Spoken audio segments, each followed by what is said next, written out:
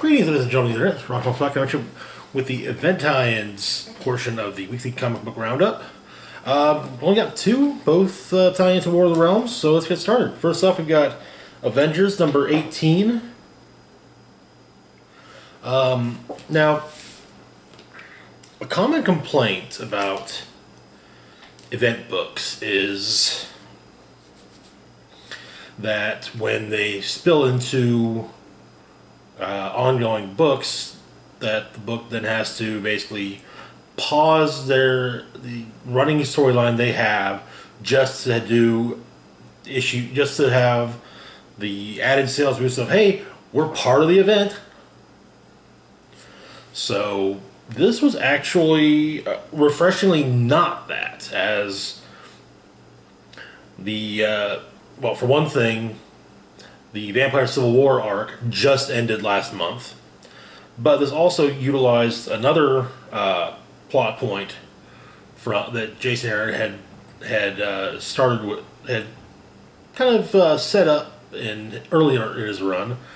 That being the Squadron Supreme of America. So we start off the issue in Kensington, Maryland, where during a history class, American history, to be exact, taught by Mr. Milton. And, oh, no, actually it says it's world history. Never mind, world history. And he's thinking to himself, everything he can hear, and then he hears a scream. He says he always hears the screams from 17, maybe 18 miles away. Then another, and then a whole cacophony of them. And he tells his class to get to the gym. There's about to be a code red. One is called.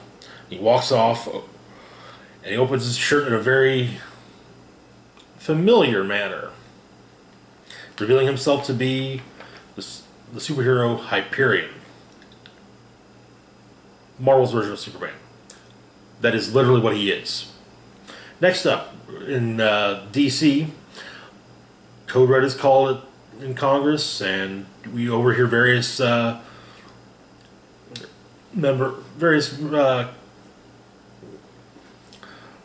congressmen talking about what this could be, including one saying, if it's the Atlanteans, let the president bomb every damn motion straight into hell.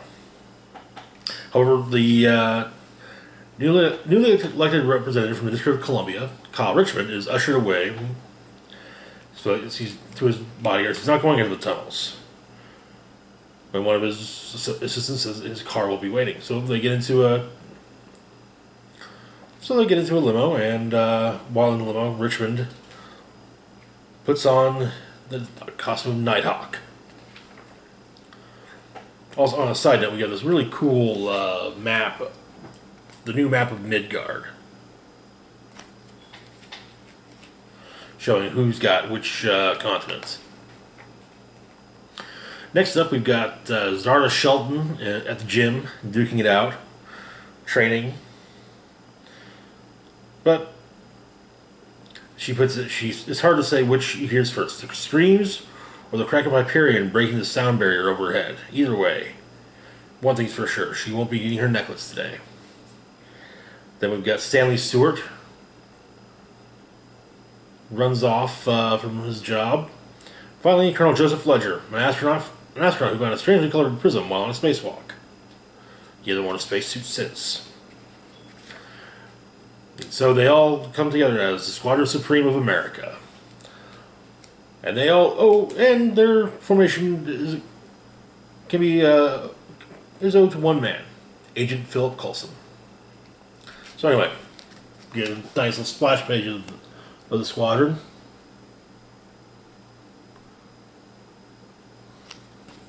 Yes, Nighthawk is Batman.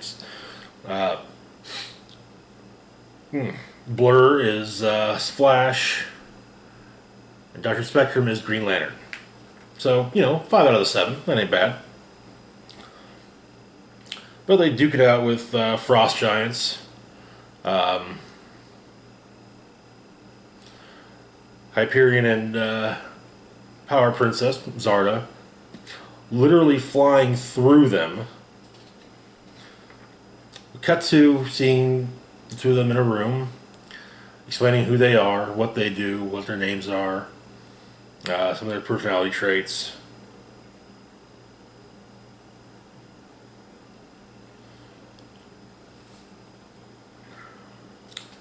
Apparently, it seems they were manufactured. We cut back to now. We got Nighthawk fighting one of the giants, basically setting charges on. He puts gamma grenades affixed to every single joint in the on the body of the frost giant. They all blow up, and yeah. Cut to him doing one-arm push-ups and having a verbal journal. He even states that he thinks that Hyperion and Zarda's love affair, seems artificial, maybe manufactured. And yet wonders if some of the weaker-minded team members are being mentally influenced by their handlers. And going so far as he never trusted Thunderbolt Ross, he trusts Coulson even less. He makes a note to tail Coulson the next night and bug his living quarters. Let them think they're fooling him. Coulson is watching and suggests holding Richmond's doubt meter at level 8, jealousy at 4. He's best when he's brooding. And to make sure that he dreams about his mother that night. Next we've got Blur running through making a tornado, basically a tornado in a blender for the to deal with the frost giants. And apparently he was being shown various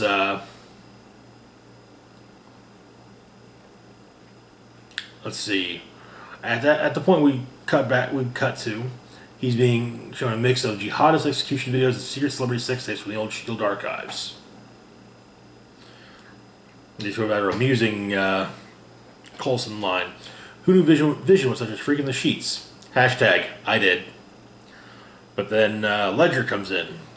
Because he doesn't like this. He's all for hooking carbide to terrorist privates. That's what it takes to keep the country safe.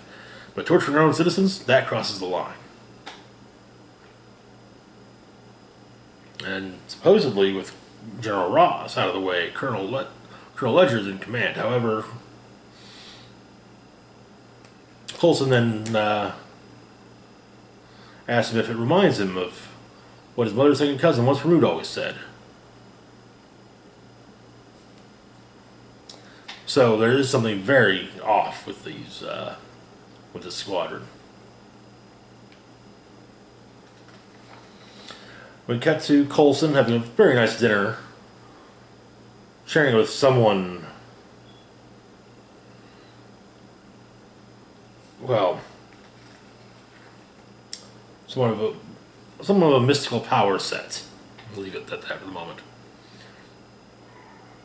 And we see that the squadron has run off the group that the Frost Giants, into Canada. Which means it's no longer their problem. Now they're being sent on to Ohio. After all, it's what's known as a battleground state. However, it's discovered that the person sharing the dinner with Coulson is in fact none other than Mephisto. So next in the War of the Realms, apparently Vader's Mountain will be under siege. So we get a nice little one-off with the Squadron Supreme America, which is actually good to see.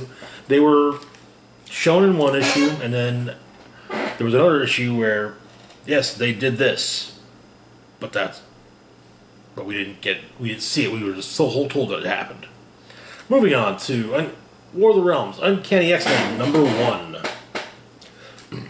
So,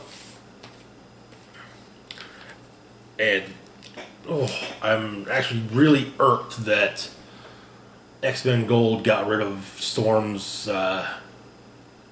Asgardian hammer last year.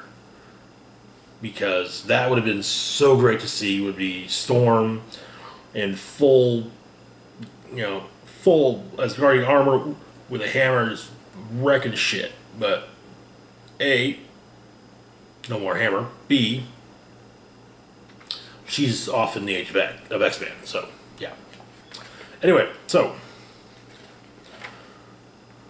this takes place at some point between the two most recent issues of Uncanny X-Men. So, they're going after Nanny Orphan Maker, longtime ex-villains.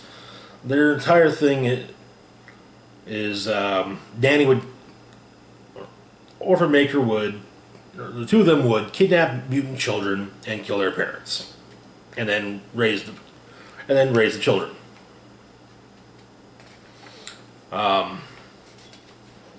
So fight between the two of them, and suddenly in the middle of it, Danny Moonstar has an odd moment. She kind of says no, and she has to go. And so Magic teleports Danny out while the X-Men struggle to deal with, or all the X-Men are somewhat struggling to deal with Nanny Orphan Maker, but eventually they do. So fast forward to 35 minutes later, and a bit of an argument forms. Then Magic shows back up and explains that Danny's in trouble. And so Magic teleports the X-Men into the West Village, where they run into a bunch of dark elves, trolls, and all those fun things, and just start wading into them.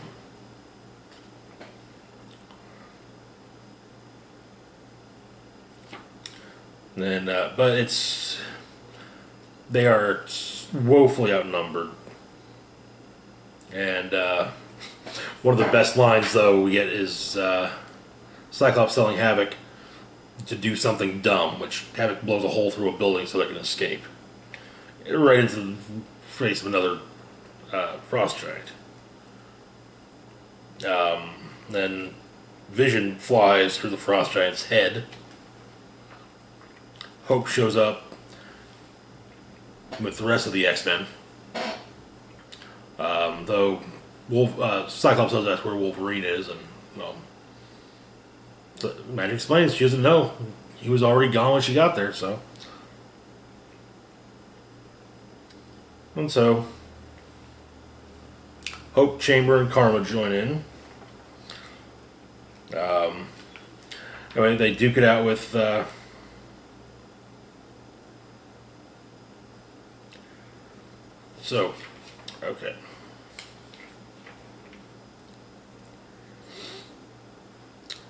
Wolfsbane ends up in a hole, falling into a hole in the ground, and then Magic goes in after her, as does Hope and Chamber. So the remaining X-Men have to deal with the surface level onslaught. In the tunnels, well, they got a lot more to deal with.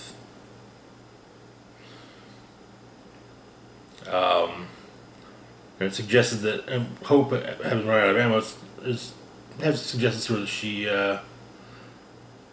takes some of what Chambers got for when the elves come back around. However, she tapped into somebody else's powers.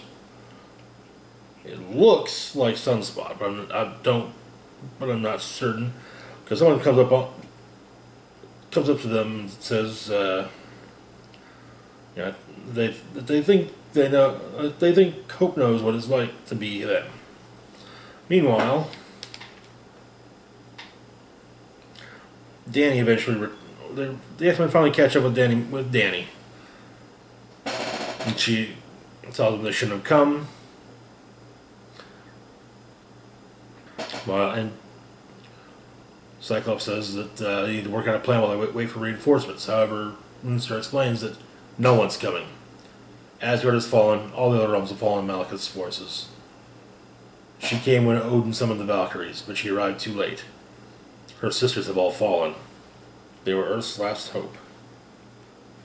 And we see a street lined with flying horses, dead winged horses, and Pegasi, and dead Valkyries. And a taste of what's to come next month, Sabretooth. Alrighty. As always, feel free to like, share, and subscribe. If you're reading the War of the Realms tie-ins, let me know what you're thinking about them as well, or just comment to comment. As always, my links to my Facebook, Twitter, and Patreon and description box down below. This is Rock and Roll Spock signing off saying, live long and rock hard.